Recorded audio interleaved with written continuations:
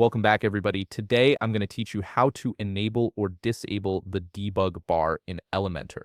This is a useful tool for troubleshooting issues with your Elementor designs, as it displays helpful technical information that can help you identify problems or optimize your site's performance. Let's start by logging into your WordPress admin dashboard. Once you're in, you'll see your main dashboard with various menu options on the left side. Take a moment to familiarize yourself with the layout if you're new to this area. Now direct your attention to the left sidebar where all your WordPress menu options are listed. Look for the option labeled Elementor and click on it. This will open up a submenu with several Elementor-related options. From this submenu, you'll want to click on Tools. The Tools section is where Elementor keeps various technical settings and utilities that help you manage and troubleshoot your site. Once you're in the Tools area, you'll notice several tabs at the top of the page.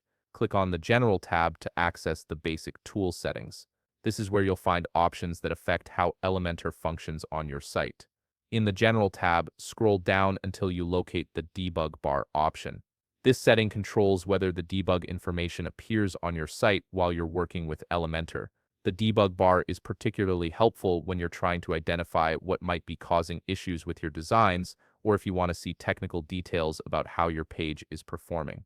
Next to Debug Bar, you'll see options to either enable or disable this feature. Select Enable if you want to turn on the debug bar and see the technical information while working on your site.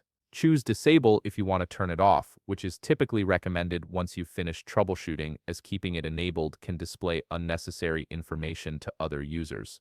After making your selection, scroll down to the bottom of the page and click the Save Changes button.